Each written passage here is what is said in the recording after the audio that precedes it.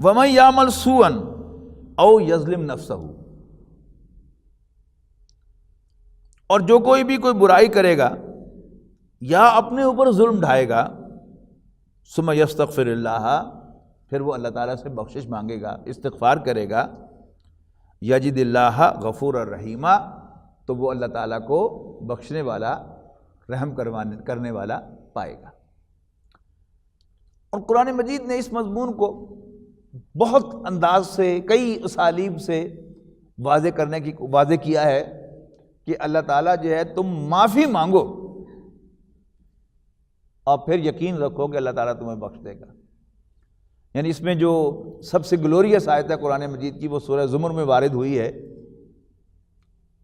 یا عبادی الذین اسرفوا علی انفسہم، اے میرے وہ بندو جنہوں نے اپنے اوپر ظلم ڈھایا ہے، لا تقنطوا من رحمت اللہ، اللہ تعالیٰ کی رحمت سے مایوس نہ ہونا، ان اللہ یغفر الذنوب جميعا، بے شک اللہ تعالیٰ تو سب گناہوں کو بخش دیتا ہے۔ یہ بہت بڑی یہ ایک اللہ تعالیٰ کی طرف سے، یعنی جسے کہتے ہیں نا کہ عام سیل لگ گئی معافی کی، بخشش کی، کہ what ever you have done, تم نے قتل کیا ہے، چوری کی ہے، زنا کیا ہے، شرک کیا ہے یہاں کے اللہ تعالیٰ کا، بعض آ جاؤ اس سے، اللہ تعالیٰ کے یہاں توبہ کر لو تو اللہ تعالیٰ اس کو بھی معاف کر دے گا۔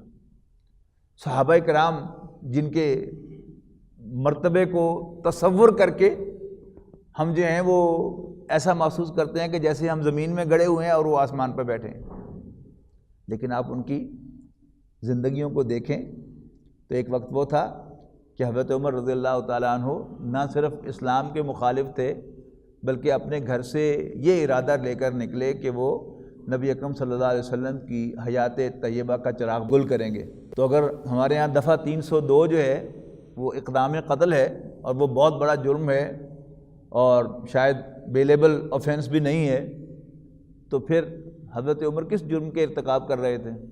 لیکن اللہ تعالیٰ نے جب انہیں ہدایت دے دی اور انہوں نے پچھلے تمام گناہوں سے توبہ کر لی، تو پھر اب وہ صحابہ کرام میں بھی صرف حضرت ابوبکر صدیق رضی اللہ تعالیٰ عنہ کو اوورٹیک نہیں کر سکے، باقی سب کو انہوں نے اوورٹیک کر لیا، سب سے آگے نکل گئے اور بہت اونچا مقام انہوں نے پایا۔ یہ کیا ہے؟ اللہ تعالیٰ جو ہے وہ بخش دیتا ہے۔ سورہ فرقان کے آخری رکوع میں، یعنی بڑے بڑے جو گناہ ہیں مکی زندگی کے، شرک، قتل اور زنا، یعنی عباد الرحمن کے عنوان سے کچھ لوگوں کی صفات بیان کی گئی کہ رحمان کے بندے، اللہ کے بندے تو وہ ہیں جو زمین پر آہستگی سے چلتے ہیں، یعنی عاجزی کے ساتھ چلتے ہیں، اور جب اکھڑ لوگ ان سے مخاطب ہوتے ہیں تو وہ انہیں سلام کہتے ہیں، یعنی ان سے الجھتے نہیں ہیں، یعنی اتنے میچور ہیں۔ امیچورٹی ہوتی ہے نا کہ کوئی آپ کو چھیڑے اور آپ چھڑ جائیں، کوئی آپ کو تنگ کرنا چاہے تو آپ واقعی تنگ ہو جائیں۔ میچورٹی کیا ہے؟ میچورٹی یہ ہے کہ آپ کسی اور سے ڈرائیو نہ ہوں، یعنی کوئی اور آپ کو ڈرائیو نہ کر رہا ہو، آپ اپنے فیصلے سے، آپ اونچی آواز سے بھی بولیں تو سوچ سمجھ کر اپنے فیصلے سے بولیں، ریئیکشن میں نہ بولیں۔ ریئیکشن دکھانا جو ہے یہ کیا ہے؟ یہ اممیچورٹی کی علامت ہوتی ہے۔ تو وہاں فرمایا کہ یہ جب اکھڑ لوگ ان سے مخاطب ہوتے ہیں تو وہ ان کو سلام کہتے ہیں، یعنی ان سے الجھتے نہیں، سلام کر کے آگے نکل جاتے ہیں، راتیں گزارتے ہیں اپنی سجدے کرتے ہوئے اور قیام کرتے ہوئے اللہ تعالیٰ کے حضور، دعائیں کرتے رہتے ہیں۔ اور پھر فرمایا کہ والذین لا یدعون مع اللہ الہا آخر، اور وہ لوگ اللہ کے ساتھ کسی اور الہ کو نہیں پکارتے، ولا یقتلون النفس التی حرم اللہ الا بالحق، اور نہ ہی کسی جان کو ناحق قتل کرتے ہیں، ولا یزنون، اور نہ ہی وہ زنا کرتے ہیں، بدکاری کرتے ہیں۔ ومن یفعل ذلک یلقى اثاما، اور جو کوئی ایسی حرکت کرے گا وہ لازماً اس کے جو گناہ ہے اس کو پہنچے گا، یضاعف لہ العذاب یوم القیامہ، قیامت کے دن اللہ تعالیٰ اس کے عذاب کو ملٹیپلائی کر دے گا۔ وَيَخْلُدْ فِيهِ مُهَانًا، اور اس میں ہمیشہ ہمیشہ وہ ذلت کے ساتھ رہے گا، إِلَّا مَنْ تَابَ وَآمَنَ وَعَمِلَ عَمَلًا صَالِحًا، سوائے ان کے جو توبہ کریں اور پھر ایمان لائیں اور پھر اچھے عمل کو اختیار کر لیں۔ فَأُولَٰئِكَ يُبَدِّلُ اللَّهُ سَيِّئَاتِهِمْ حَسَنَاتٍ، ایسے لوگوں کی برائیوں کو بھی اللہ تعالیٰ نیکیوں سے بدل دے گا۔ یعنی قیامت کے دن تو جو ظہور ہوگا سو ہوگا اس کا، یعنی اگر آپ نے اسی زندگی میں اس کا ظہور دیکھنا ہو تو وہ حضرت عمر رضی اللہ تعالیٰ عنہ کی شخصیت ہے۔ یعنی اللہ تعالیٰ نے جو سمجھ دین کی، خاص طور پر وہ چیزیں جن کو دین نے حرام کیا ہے، وہ چیزیں جن کو دین نے کنڈیم کیا ہے، ان کی جو سمجھ اللہ تعالیٰ نے حضرت عمر رضی اللہ تعالیٰ عنہ کو عطا فرمائی، وہ کسی اور کو اللہ تعالیٰ نے عطا نہیں فرمائی۔ کیوں؟ یعنی آپ اگر حضرت ابوبکر اور حضرت عمر کا موازنہ کریں تو حضرت ابوبکر رضی اللہ تعالیٰ عنہ اللہ کے رسول کے بچپن کے ساتھی ہیں، تو man is known by the company he keeps. جیسے رسول اللہ صلی اللہ علیہ وسلم کا کوئی دشمن بھی آپ پر یہ انگلی نہیں اٹھا سکا کہ آپ نے فلاں وقت کسی بت کو سجدہ کیا تھا، نہیں نہ اٹھا سکا۔ ایسے ہی حضرت ابوبکر رضی اللہ تعالیٰ عنہ کے دفتر فضائل میں بھی یہ بات ہے کہ آپ نے نبی اکرم صلی اللہ علیہ وسلم پر وحی کے آغاز سے پہلے بھی کبھی کسی بت کو سجدہ نہیں کیا، کبھی بدکاری نہیں کی۔ حضرت عثمان کے بارے میں بھی یہی ہے، کبھی بدکاری نہیں کی۔ تو ان لوگوں کو پتہ ہی نہیں کہ برائی کیا ہوتی ہے اور برائی میں ملوث ہو کر چھوڑنا کتنا مشکل ہوتا ہے۔ یہ کہ جو شخص برائی میں ملوث نہیں ہوا وہ تو سیف ہے، لیکن جب انسان کو کسی برائی کی لت پڑ جائے، یعنی خاص طور پر یہ جو جنسی بے رحم روی ہے، جو اس لائن پر چڑھ جاتا ہے، پھر ایسا اس کے اندر اللہ تعالیٰ نے انسان کا امتحان لینے کے لیے لذت رکھی ہے کہ پھر اسے چھوڑنا انسان کے لیے آسان نہیں ہوتا۔ تو وہ لوگ کہ جو برائی کے راستے پر کبھی چلے نہیں، انہیں اندازہ ہی نہیں کہ برائی کتنی بری ہوتی ہے۔ جس کی سب سے بڑی مثال میں دوں گا کہ غزوہ بدر میں 70 قیدی ہاتھ لگے، تو یہ پہلا موقع تھا، پہلی ہی جنگ تھی اور پہلی دفعہ قیدی ملے تھے۔ تو رسول اللہ صلی اللہ علیہ وسلم نے اپنے معمول کے مطابق صحابہ کرام سے مشورہ فرمایا ان کے ساتھ کیا سلوک کیا تھا۔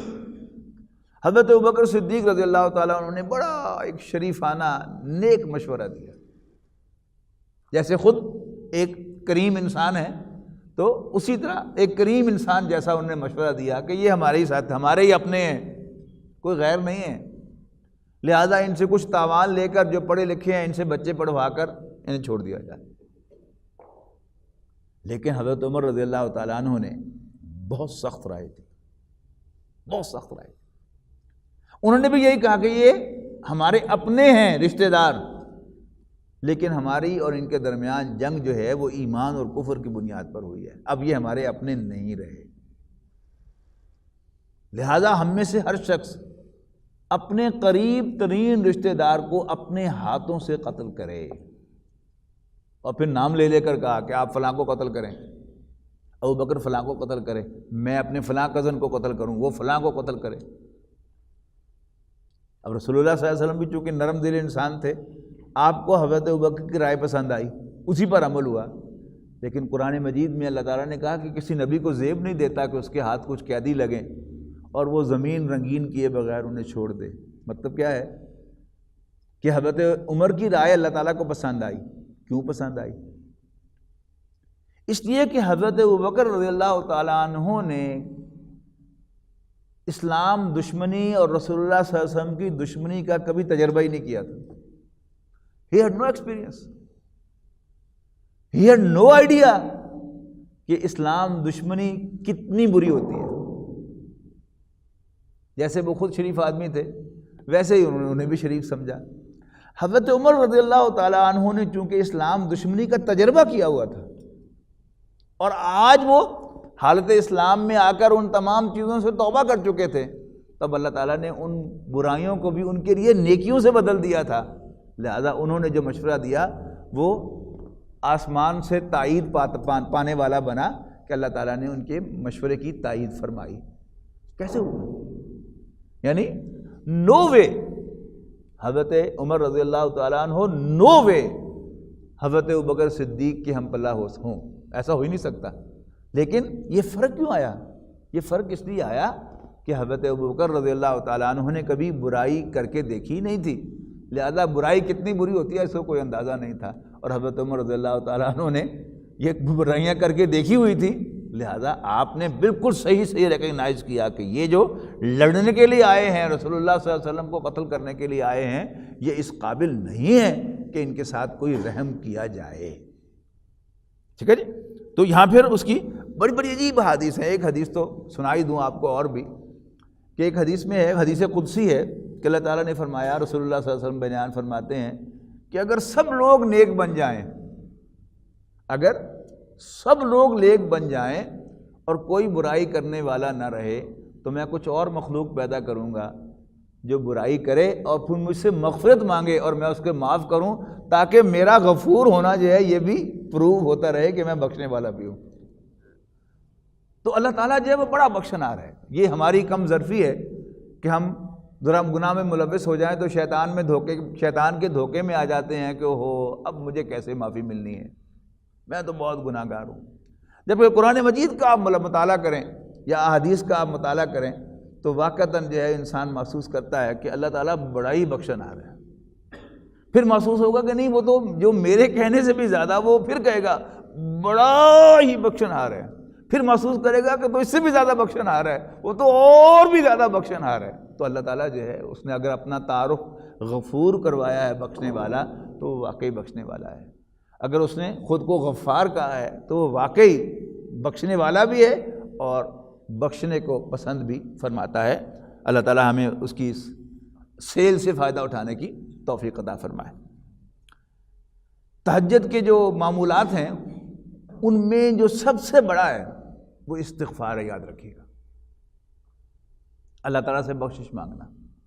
سیل لگی ہوتی ہے، اسپیشل سیل، اس وقت جو ہے وہ ویسے تو ہر چیز سے مانگنی چاہیے. کاروبار کی ترقی بھی اللہ تعالیٰ سے مانگنی چاہیے، جاب میں پروموشن بھی اللہ تعالیٰ ہی سے مانگنی چاہیے. لیکن جب اللہ تعالیٰ کے ساتھ کبھی وہ لائن مل جائے تو اس سے مانگنے کی بہترین چیز جو ہے وہ استغفار ہے. هي الحلقات تحفظني بآيات من القرآن، هي الحلقات تملأني بحب المصطفى العدنان، هي الحلقات تحفظني